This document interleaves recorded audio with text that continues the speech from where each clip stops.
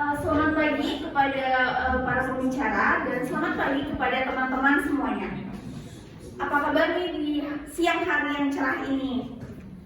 Saya harap semua teman-teman sudah siap ya untuk mendengarkan pembahasan forum kita pada hari ini. Nah, tema yang kita ambil pada forum kali ini yaitu mengenai aborsi. Nah, dampak aborsi dari beberapa sudut pandang. Nah, sebelum kita masuk ke dalam pembahasan kita mengenai aborsi, mari kita simak video berikut ini.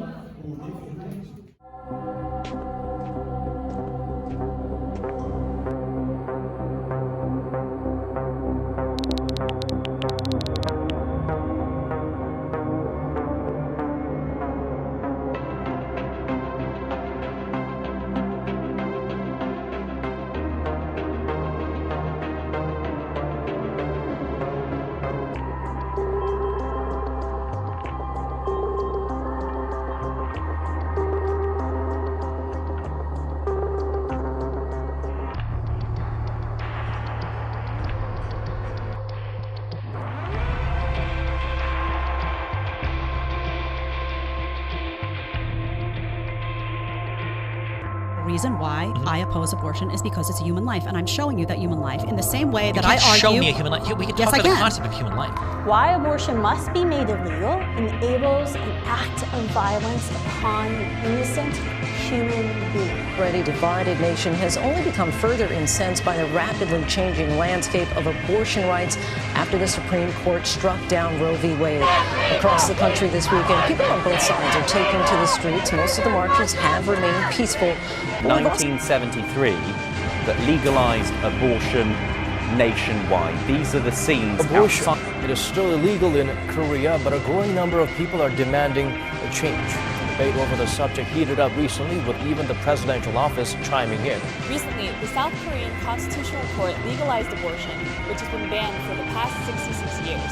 Women's rights activists celebrated this historic ruling, while pro-lifers came out and protested. Menurut KPAI, nyawa manusia meski berbentuk janin atau dalam kandungan tetap memiliki hak hidup.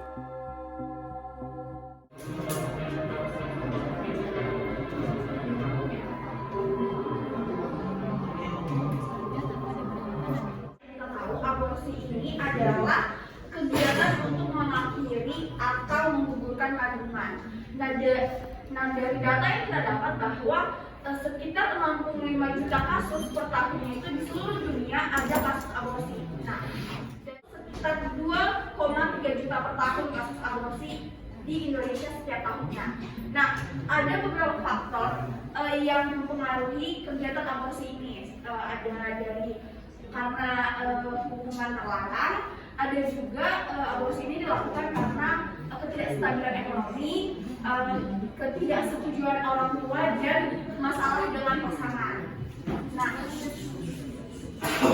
Nah, kegiatan aborsi ini sekitar 30%-nya itu aktor utamanya adalah para remaja. Nah, dalam pembahasan topik kali ini kita sudah mengundang 3 pembicara hebat yang akan membahas tentang aborsi ini dari beberapa sudut pandang. Yang pertama itu ada Ibu Tomomi Sandra Angel Tetalia sebagai konsultan hukum atau ahli hukum. Beri tepuk tangan dong.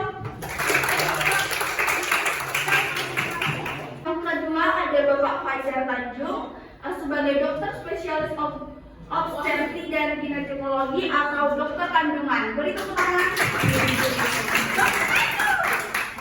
Dan yang ketiga ada Ibu Intan Rizda Putri sebagai pemerhati pendidikan Islam. Beri tepuk tangan.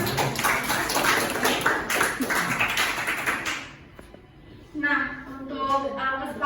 untuk kesempatan penyampaian materi yang pertama akan saya berikan kepada Ibu Tomomi Sandra selaku ahli hukum terlebih dahulu. Nah, teman-teman sekalian, Mbak Tomomi Sandra ini merupakan lulusan S1 dari Mercu Buana, yaitu dari jurusan Public Relations, dan beliau melanjutkan S2-nya untuk mengambil jurusan hukum di University of Technology Sydney, Australia. Baik, kalau begitu kita persilahkan untuk menyampaikan materinya terlebih dahulu. Boleh tepuk tangan yang luar biasa. Izin menyampaikan duluan ya. Oke. Kita bahas dari KBBI dulu teman-teman. Pengertian aborsi. Aborsi itu apa sih? dalam KBBI aborsi artinya menggugurkan kandungan. Ya, nah, secara umum di Indonesia aborsi itu adalah tindakan yang ilegal, artinya dilarang keras. Ini sudah diatur dalam Undang-Undang Nomor 39 Tahun 2009 yang sekarang disebut Undang-Undang Kesehatan. Nah, dalam implementasinya ada beberapa undang-undang yang mendukung statement dalam undang-undang yang tadi saya sebutkan. Kenapa hal itu diperbolehkan dan tidak diperbolehkan? Jadi begini, walaupun aborsi di Indonesia itu adalah hal yang ilegal, tapi ada beberapa persyaratan. Ada beberapa oknum yang diberikan wewenang untuk melakukan aborsi. Nah, seperti dalam Undang-Undang Nomor 61 Tahun 2014 tentang Kesehatan Reproduksi, dan juga dalam tata cara aborsi itu ditetapkan dalam Peraturan Kementerian Kesehatan Nomor 3 Tahun 2016. Di situ tentang pelatihan dan penyelenggaraan pelayanan aborsi atas indikasi darurat medis dan kehamilan akibat pemerkosaan. Nah, dijelaskan juga teman-teman. Di situ sangat dijelaskan dalam pasal 75 ayat 1 bahwa aborsi adalah tindakan yang ilegal. Akan tetapi pada ayat 2-nya, pasal 75 ayat 2, di situ dijelaskan ada 4 poin. Ada 4 poin di situ dikecualikan untuk orang-orang yang diperbolehkan secara hukum melakukan aborsi. Saya ambil di poin nomor 2. Di poin nomor 2 di sini saya harap teman-teman bisa memahami dengan mudah bahwa di pasal 75 ayat 2 di poin nomor 5 ini, di poin nomor 2 ini di situ mengecualikan apabila janin dan ibunya itu sedang berada dalam kondisi yang mengancam nyawa mereka, maka diperbolehkan untuk melakukan aborsi. Lalu selain itu didukung juga dalam pasal 76 Undang-Undang Kesehatan. Di situ ada 5 poin. Saya ambil 2 poin. Poin terakhir dari poin 4 sama poin nomor 5. Di poin nomor 4 itu mendapat izin dari suaminya. Dalam artian kehamilan ini bukan atas sebab pemerkosaan ya, teman-teman, harus dipahami. Lalu poin nomor 5-nya adalah memenuhi syarat. Karena banyak sekali aborsi di Indonesia ini saya lihat mereka membuka praktik-praktik ilegal. Nah, memenuhi syarat ini dalam artian apabila mereka melakukan aborsi itu sesuai dengan syarat yang sudah ditetapkan oleh pemerintah. Lalu lihat dalam Undang-Undang Nomor 194 Undang-Undang Kesehatan. Di situ sudah sangat jelas ditekankan lagi bahwa kegiatan aborsi ini adalah tindakan yang ilegal. Apabila ditemukan orang-orang yang melakukan, saya buka ya, maaf masker saya. Apabila ditemukan orang-orang yang melakukan aborsi secara sengaja atau tidak sesuai dengan ketetapan dari pasal 75 ayat 2 yang saya sebutkan tadi, maka orang tersebut secara hukum akan mendapatkan denda paling lama 10 tahun di penjara dan paling besar dikenakan denda itu sekitar 1 miliar. Itu saja Mbak yang bisa saya sampaikan dari perspektif hukum. Terima kasih. Baik, tadi Ibu Sandra sudah mengatakan bahwa dari perspektif hukum itu aborsi ini ilegal, tapi dari hal-hal tertentu bisa saja aborsi ini menjadi legal tergantung kondisi dan situasi. Nah, jadi ada juga tadi Bu Sandra mengatakan bahwa aborsi yang dilakukan akan terkena undang-undang kepada pelaku. Ada undang-undang dari 75, 76, dan 39. Oke, nah selanjutnya kita akan pindah ke pandangan menurut kesehatan. Mari kita berikan tepuk tangan kepada Bapak Fajar Tanjung.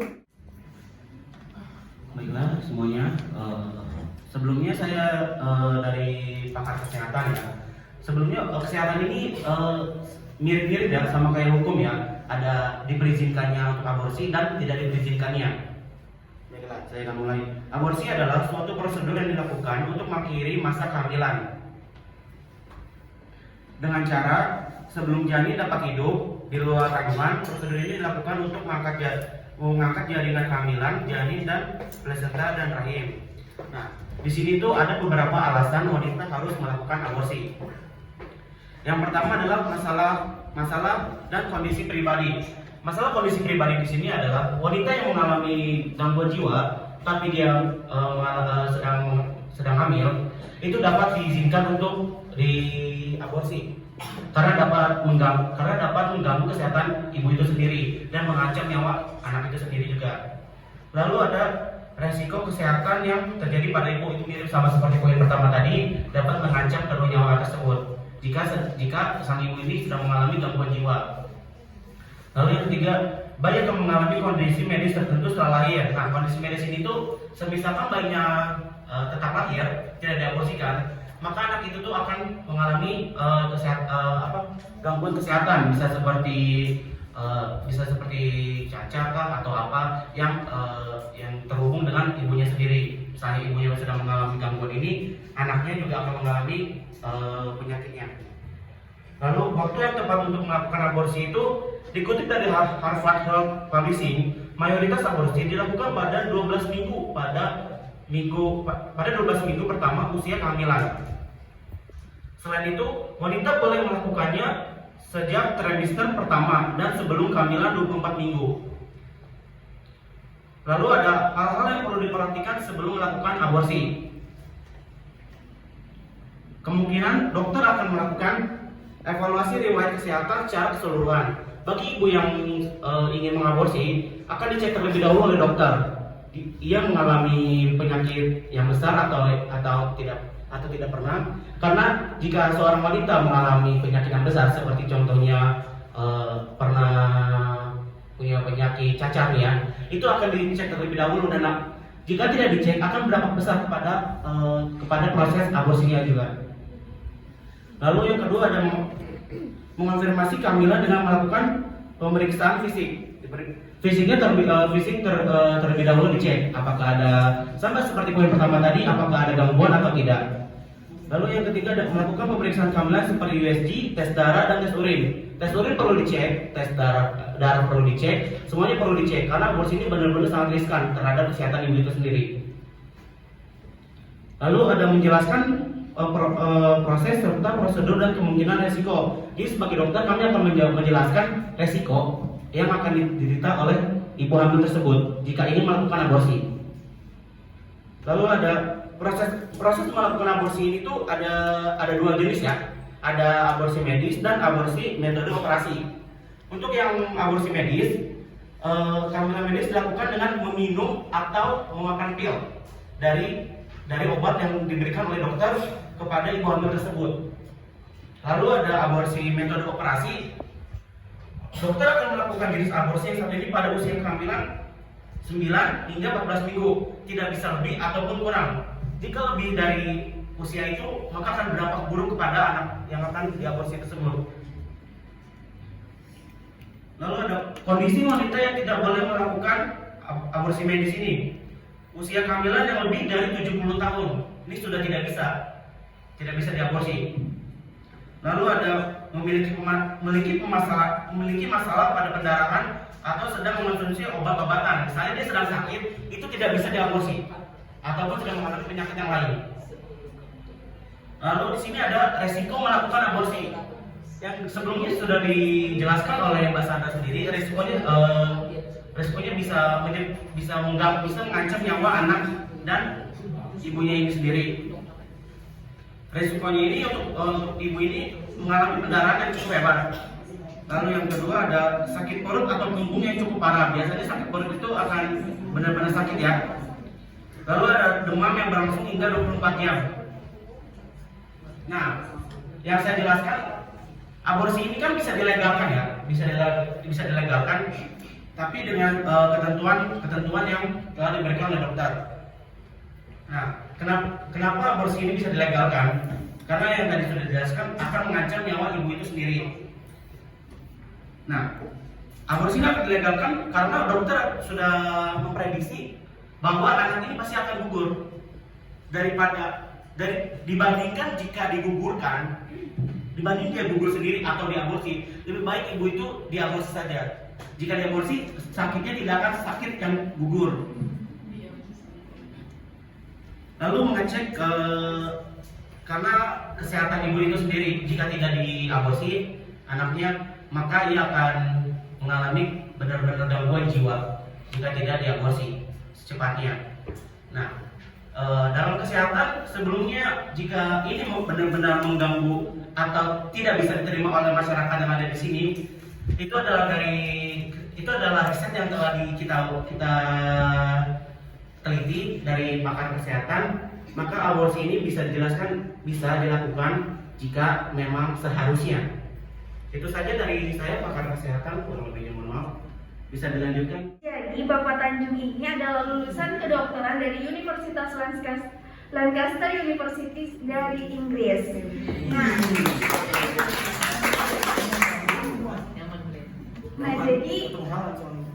Nah jadi dari penjelasan Pak Tanjung ini hampir sama ya sama Ibu Sandra, yang mana aborsi itu bisa saja bersifat ilegal, tapi bisa saja bersifat legal, karena melihat kondisi antara orang tua dan bayi tersebut agar tidak adanya hal-hal yang tidak diinginkan. Nah, baik, kita pindah ke pembicara yang ketiga, yaitu ada Ibu Intan Rifda Putri. Nah, Ibu Intan Rifda Putri ini adalah lulusan S1 Pendidikan Agama Islam dari Universitas Islam Indonesia dan melanjutkan S2-nya ke Universitas Ahmad Dahlan. Kepada Ibu Intan saya persilahkan. Warahmatullahi wabarakatuh. Oke, karena tadi udah dijelasin juga ya, menyinggung tentang aborsi yang dilegalkan sama yang diilegalkan. Nah, aku mau tanya dulu nih sebelumnya, bedanya aborsi sama keguguran itu apa kira-kira? Nah, itu kan yang melekat ya sama diri kita, sama otak kita, yang dari dulu kita tahu kalau aborsi itu udah pasti negatif, aborsi itu udah pasti sengaja. Sedangkan kalau keguguran itu udah pasti alami. Sebenarnya sama aja. Jadi aborsi sama keguguran itu sama aja. Kayak misalnya, soalnya gini loh, dalam dunia kedokteran itu ada 3 jenis aborsi. Jadi yang pertama itu abortus spontaneus, kemudian ada abortus therapeuticus dan abortus provocatus. Kalau misalnya abortus spontaneus itu adalah aborsi yang terjadi secara spontan atau alamiah. Sama aja kan, maksudnya dalam dunia kedokteran itu namanya abortus, tapi dalam Indonesia maksudnya kita pakai bahasa sehari-hari gitu ya. Kok kalau keguguran itu pasti ya udah orang tuh kayak, oh ini cepat sembuh ya karena semoga dapat mama lagi dan sebagainya gitu kan. Kalau aborsi, oh udah pasti negatif gitu yang ada dalam kita. Sebenarnya sama aja, cuma mungkin emang dari dulu kita taunya oh ya kalau keguguran itu pasti alami, kalau aborsi itu pasti dilakukan secara sengaja. Nah, kalau misalnya dari abortus dari therapeutis itu aborsi medis, yang dimana tadi mungkin dijelaskan juga sama Bu Sandra dan Bapak Fajar, bahwasanya aborsi itu dilakukan karena melihat kondisi dari ibu dan janinnya. Kemudian ada abortus provocatus ini yang dilakukan memang secara sengaja. Jadi yang ilegal itu yang poin ketiga, yaitu abortus provocatus. Di sini aku mau membacakan sebuah arti ini ya dari surat Al-Mu'minun ayat 12 hingga 14.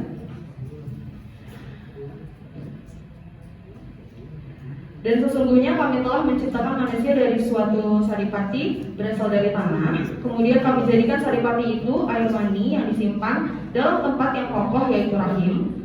Kemudian air mani itu kami jadikan segumpalan darah.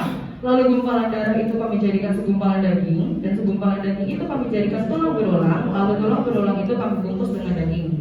Kemudian kami jadikan dia makhluk yang berbentuk lain. Maka Maha Suci Allah pencipta yang paling baik. Jadi arti surat yang saya bacakan itu adalah dari surat Al-Mu'minun ayat 12-14, yang dimana adalah dalam ayat tersebut itu menjelaskan bagaimana proses terbentuknya janin di dalam tubuh manusia. Jadi kurang lebih kalau misalnya janin itu yang usianya dari masih dalam bentuk sel sperma bertemu sel telur itu kan masih dalam bentuk 0 ya, maksudnya 0 kehamilannya dalam 0 waktunya 0 minggu gitu ya. Itu sampai usianya 40 hari itu sangat diharamkan untuk dilakukan aborsi karena masih dalam bentuk proses tuh pertumbuhannya, masih dalam proses pembentukan ya segumpalan darah itu nanti digabungkan lagi jadi segumpalan daging dan sebagainya. Setelah hari atau sebelum 120 hari atau 4 bulan. Nah, setelah 120 hari atau 4 bulan itu baru ditiupkan ruh. Jadi dari yang sebelumnya janin berubah menjadi manusia. Nah, kalau yang tadi dilegalkan dan diilegalkan dalam Islam itu juga ada dua yang diharamkan dan yang diperbolehkan. Yang diperbolehkan itu balik lagi. Jadi seperti yang tadi sudah dijelaskan juga dalam dunia kedokteran menjelaskan tentang abortus spontaneous dan abortus terapeutius, yaitu aborsi yang terjadi secara alami dan aborsi secara medis. Misalnya dalam seorang ibu dalam kandungannya itu dia mengalami janinnya itu nggak berkembang dengan baik, terus meninggal di dalam perut gitu loh. Nah itu mungkin kita tahunya itu keguguran. Sebenarnya itu juga aborsi. Jadi bisa jadi ada yang mungkin tadi yang secara alami itu ada pakai pil gitu ya Pak. Terus ada juga yang menggunakan bantuan medis. Nah sebenarnya sama aja. Cuma mungkin kita tahunya hal itu sebagai namanya keguguran gitu. Nah kalau misalnya abortus provokatus itu yang sangat diharamkan. Kenapa? Karena yang namanya pemberian ya dari Tuhan, dari Allah SWT, kemudian kita bunuh tanpa sebab. Sebenarnya ada sebabnya untuk keegoisan dirinya sendiri, karena rata-rata yang melakukan aborsi secara sengaja itu untuk menutupi aibnya, karena tidak siap dia punya anak, karena untuk menutupi kesalahannya dia di dunia. Sedangkan dia nggak pikirin nih kesalahan resiko apa sih yang dia dapat gitu ya. Kayak misalnya gini deh, kalau misalnya di luar negeri banyak banget mungkin yang udah awam ya di luar negeri itu banyak yang pasangan-pasangan memutuskan untuk child free gitu ya. Jadi dia nggak mau punya anak gitu, memutuskan untuk itu. Banyak banget sebenarnya yang melakukan aborsi kalau di luar negeri. Cuma kan kalau misalnya di Indonesia itu masih sangat awam, dan daripada mereka melakukan aborsi, ya mendingan kan mereka tidak usah berbuat gitu ya, daripada kalau misalnya udah jadi tapi malah dibunuh gitu kan, itu yang sangat diharamkan gitu. Jadi intinya adalah kalau misalnya dalam Islam sangat diharamkan ketika konteksnya aborsi itu membunuh secara sengaja tanpa melihat kondisi dari seorang ibu, bahkan dari seorang bayi sendiri. Kemudian yang diperbolehkan adalah ketika untuk menjaga untuk ibunya agar tetap sehat, untuk melihat janin perkembangannya juga yang baik gitu. Jadi makanya ada dua, makanya tadi kan ada ilegal dan legal. Nah makanya sebenarnya mungkin ya dari bidang hukum, dari bidang kesehatan itu juga merujuk nih sama bidang agama. Nah makanya mereka ini disandingkan ya dari bidang agama, hukum dan kesehatan gitu. Terima kasih. Wassalamualaikum warahmatullahi wabarakatuh.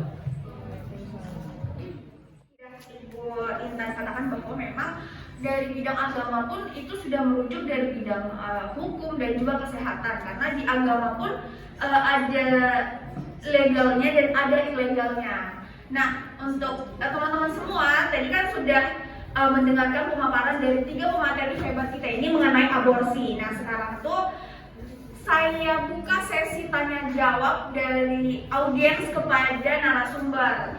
Kalau memang ada pertanyaan, kami persilahkan 2 pertanyaan. Baik. Mau bertanya dari sudut pandang hukum dan tanggapan Sandra. Jadi dikutip dari portal berita BBC Indonesia, ada kasus di mana seorang anak 15 tahun ditangkap terkait tindakan aborsi, di mana anak tersebut adalah korban pemerkosaan. Nah, pertanyaannya, keadilan apa yang mereka coba tegakkan dengan mempidanakan dan memenjarakan korban pemerkosaan yang melakukan aborsi? Tidakkah akan berlipat ganda penderitaan para perempuan korban aborsi jika para penegak hukum, jaksa, itu justru sibuk dengan urusan sistem prosedur hukum kaku dan tidak bisa fleksibel? Terima kasih. Pertanyaan dulu ya, biar nanti narasumber langsung menjawab. Ada satu tadi ada yang angkat tangan, saya persilahkan. Saya akan sama Idris Jabais. Izin bertanya, apa sih yang menyebabkan seseorang, terutama perempuan yang melakukan tindakan aborsi? Itu aja sih. Bentar, Mbak Kansa nanya dari perspektif siapa? Sebenarnya siapa aja yang menjawab? Siapa aja? Iya. Ya, Terima kasih. terima kasih Mbak. Jadi pertanyaan yang pertama dari Mbak Karunisa Kalila. Jadi pertanyaannya, di KUHP dari portal berita BBC Indonesia ada kasus di mana korban pemerkosaan seorang anak 15 tahun ditangkap terkait tindakan aborsi, di mana dia anak seorang tindakan aborsi. Keadilan apa yang mereka coba tegakkan dengan pemidanaan dan pemenjaraan korban pemerkosaan yang dilakukan tindak aborsi? Tindakan akan berlipat ganda penderitaan para perempuan korban jika aparat penegak hukum, jaksa atau hakim justru sibuk dengan urusan sistem dan prosedur hukum dan tidak bersifat fleksibel. Kepada Ibu Sandra, kami persilakan untuk menjawab. Terima kasih ya. Tadi yang bertanya siapa? Mbak Nisa ya. Saya jawab ya. Memang saya menyebutkan di pasal 75 ayat 2. Saya buka dulu. Hal-hal yang dikecualikan untuk memperbolehkan seseorang melakukan aborsi di poin nomor 5, maaf, mana ya poin hilang? Di poin nomor 4, adanya kehamilan akibat perkosaan yang dapat menyebabkan trauma psikologis bagi korban perkosaan, itu kan maksudnya ya. Jadi si korban ini udah korban pemerkosaan, dia mau diaborsi, lalu dipenjara. Seperti itu konteksnya. Kita lihat dulu, Mbak. Kita lihat dulu di pasal 76. Di situ ada persyaratan tambahan. Jadi di undang-undang kesehatan ini ada yang namanya pasal 1, pasal 2, pasal 3. Karena boleh diperbolehkan dari perspektif pasal 75 ayat 2, dia korban pemerkosaan. Kita lihat dari pasal 76. Apakah usia kandungannya di bawah 6 minggu? Apakah ada kondisi darurat medis? Kalau kita ngomong dari reproduksi ya, orang tua zaman dahulu pun sudah melahirkan pada usia 15 tahun. Intinya seperti ini. Kalau dilihat dari, mungkin nanti Mas bisa jawab ya dari segi kesehatan ya. Intinya perempuan kalau sudah yang namanya menstruasi berarti dia sudah bisa untuk punya anak, begitu. Yang saya pengen tekankan di sini adalah kita tidak bisa melihat pasal dari satu pasal saja. Kita harus lihat dari pasal 2-nya juga, dan kita juga nggak tahu si tadi siapa korbannya itu dari beritanya dari mana? Kumparan. BBC. Anak 15 tahun dari daerah mana? Jakarta. Yang kampung siapa Mas? Oh iya, dari Jakarta. Kan kita nggak tahu perspektifnya seperti apa. Permasalahan sebenarnya seperti apa. Kadang media itu melebih-lebihkan. Seperti itu. Ini pandangan saya sebagai orang hukum saja ya. Kita nggak tahu apakah dia itu bisa dipenjara karena mungkin dia punya tindakan pidana tersendiri secara perdata, atau mungkin dia juga melakukan yang namanya praktek aborsi di tempat yang ilegal. Itu apapun persyaratannya di Indonesia, kalau misalkan sang oknum ini atau sang korban melakukan tindak aborsi di praktik ilegal, dia akan terkena hukuman pidana. Seperti itu yang bisa saya jawab. Mungkin ada yang ingin tanyakan lagi. Jadi biar dia di penjara itu dia nggak bisa aborsi Di tempat yang sesuai, yang sudah diakui oleh pemerintah. Seperti itu. Ada lagi Pak? Situ cukup? Oke, sama-sama. Baik, tadi pertanyaan dari Mbak Karunisa sudah dijawab oleh Ibu Sandra dengan baik. Beri tepuk tangan dong untuk Ibu Sandra. Baik, untuk pertanyaan yang nomor 2 dari Mbak Kanza itu, apa penyebab utama seorang perempuan melakukan tindakan aborsi? Kepada Bapak Tanjung yang akan menjawab, saya persilakan. Terima kasih kepada Mbak Kanza atas pertanyaannya. Sebelumnya saya ingin bertanya kepada Mbak Kanza, ini Mbak Kanza bertanya dari segi sosial atau segi kesehatan? Sosial ya. Karena mohon maaf untuk semuanya, dari segi kesehatan dan sosial memang agak berbeda sedikit ya. Dari kesehatan alasan untuk mengaborsi seperti apa, dan ini kalau untuk sosial juga seperti apa. Mungkin kalau untuk sosial bisa dijawab oleh Mbak Intan ya. Dari segi sosial ya, yang namanya orang seorang perempuan melakukan aborsi ini berarti aborsinya sengaja gitu ya, sengaja. Pertama, belum siap punya anak, ya kan. Yang kedua, karena kecelakaan. Yang ketiga, nih kadang ya dia ini berpikir nih, aduh kalau misalnya punya anak ngurusnya susah. Pertama, yang namanya jadi ibu kan gak ada sekolah, Jadi mungkin dia merasa dirinya dia belum siap. Terus juga dari segi ekonomi, kalau misalnya punya anak nanti sekolahnya udah mahal, biayanya udah mahal gitu kan.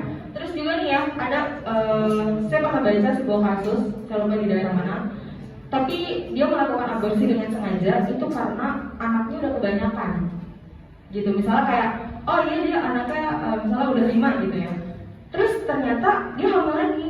Nah dia memikirkan tuh 5 anaknya belum, misalnya jaminannya belum terpenuhi, masalah kesehatan, sekolahnya dia dan masa depannya dia mungkin ada yang belum terpenuhi. Di saat udah ada 5 anak, terus tiba-tiba dia hamil lagi anak 6, dia makanya melakukan aborsi itu. Jadi pertimbangan-pertimbangan yang sebenarnya mungkin kalau misalnya udah terjadi itu pasti jadi kesalahan. Jadi yang harusnya diperbaiki itu adalah sebelum melakukan, harus dipikirkan matang-matang gitu. Makanya kalau misalnya adanya wanita yang melakukan aborsi, pasti ya kalau nggak belum siap, pikirannya tuh masih yang terlalu jauh, atau yang seperti kasus tadi juga bisa karena anaknya udah kebanyakan gitu. Kalau menurut saya, faktor perempuan bisa aborsi itu yang pertama dari yang saya pelajari, pergaulan bebas. Pergaulan bebas, karena kiblatnya anak muda sekarang ini ingin membebaskan diri, ingin meliberalkan dirinya.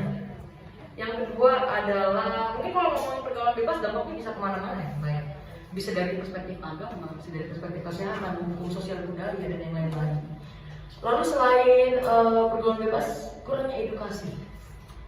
Kurangnya edukasi itu sangat penting sekali. Kurangnya edukasi. Ketika seseorang ini juga maksudnya jadi tugas yang besar untuk pemerintah ya, terus memperhatikan rakyat-rakyat kecil, karena memang kebanyakan yang melakukan aborsi di tempat-tempat malpraktik atau tempat-tempat ilegal itu adalah mereka dari kalangan bawah. Itu yang mungkin bisa saya tambahkan dari pertanyaan Mbak Kansa. Terima kasih. Ya, dari yang dijawab oleh Mbak Intan, memang tadi saya sudah sebutkan di awal, yaitu penyebab pelaku aborsi ini bisa jadi karena hamil di luar nikah, ketidakmampuan ekonomi, sama seperti yang dikatakan Bu Intan tadi yang anaknya kebanyakan. Jadi di sini tuh perempuan yang harus lebih banyak berpikir, karena efeknya itu akan dirasakan oleh perempuan gitu. Beri tepuk tangan untuk Ibu Intan atas jawabannya. Dari pemaparan kasus tadi yang diberikan oleh Ibu Sandra, Pak Fajar dan Ibu Intan dapat sedikit satu poin tadi. Di sini, hal yang terbiasa dilakukan budaya orang Indonesia, mungkin ada yang bilang dengan saya berbicara terus, cuma saya tidak peduli. Saya harus menyampaikan apa yang perlu saya sampaikan. Kalau kalian mau kalian tidur, silakan tidur. Saya ingin berbicara dengan Allah, ingin berbicara dengan saya. Kalau Anda merasa yang saya omongkan ini adalah buah atau lima segala macam, mungkin Anda belum peka ya dengan masalah-masalah sosial. Pemikiran Anda sebagai mahasiswa belum terbuka mungkin. Budaya yang sering sekali didapatkan oleh pergaulan-pergaulan bebas, pergaulan-pergaulan remaja adalah perundungan, bullying, judge. Sekarang saya mau tanya, memang kalian semua tidak pernah buat dosa kan? Ada yang suci di sini? Ada yang suci di sini? Sangat berdosa. Sangat berdosa. Saya pun seperti itu. Kita semua pernah buat dosa. Kita manusia biasa. Kita tidak punya namanya kendali untuk menjudge orang berbuat salah atau dosa. Kita bukan Tuhan, betul? Kita semua manusia biasa. Kita kalau kita sakit, ya kita lemah. Kita senang, kita tertawa. Itu yang sering sekali mendapat gap. Kenapa? Makanya kenapa banyak sekali perempuan-perempuan di sana, di luar sana, ketika ada masalah mereka merasa diri mereka sebagai aib, sehingga bisa terjadi yang namanya aborsi. Perlu diubah ya mindsetnya teman-teman. Ketika ada satu teman kenal yang menurut kalian dia berbuat dosa besar, lalu kalian mengunjingkan dia begitu saja, apakah kalian tidak pernah berbuat dosa? Ini kita mungkin bahas dari perspektif agama yang lain. Apakah kalian tidak pernah membuat dosa? Bisa saja orang yang melakukan kesalahan besar dan fatal yang menurut kalian fatal ini tidak sebanding dengan banyaknya dosa-dosa kecil yang kalian buat, entah menyakiti perasaan orang, entah merugikan orang lain. Maksud dari tujuan saya hadir di sini sebagai pembicara, begitu pun juga Mas Fajar, begitu pun juga Mbak Intan, kita ingin mengedukasi tentang aborsi, penyebabnya apa, bagaimana itu bisa terjadi. Jadi jangan sampai hal-hal seperti ini tidak diperhatikan oleh kalian sebagai mahasiswa, karena kita harus melek. Kita sudah waktunya untuk memperhatikan sosial sekeliling kita. Apalagi dengan notabene perempuan, yang laki-laki nantinya akan berkeluarga, yang perempuan nantinya akan punya anak. Seperti itu aja saja dari saya. Terima kasih. Dari bidang sosial yang memang harus sangat penting kita perhatikan mulai dari sekarang, karena itu ada di sekeliling kita, dekat dengan kita. Jadi dari sekian pemaparan tadi, saya simpulkan dari bidang hukum itu, bidang hukum, bidang kesehatan, dan bidang agama itu, aborsi itu bisa bersifat legal dan ilegal, tergantung alasan kenapa dia mengaborsi. Bisa jadi untuk kesehatan anak atau kesehatan orang tua. Nah, jadi untuk teman-teman semua yang udah dengar materi kita pada kali ini, semoga materi yang kita sampaikan dalam forum kali ini bermanfaat untuk kita semua dan juga bisa kita share kepada teman-teman kita yang lainnya. Jadi sekian forum kita pada hari ini. Apabila ada kesalahan kata, saya mohon maaf. Saya Cynthia Tamina sebagai moderator undur diri. Sekian dan terima kasih.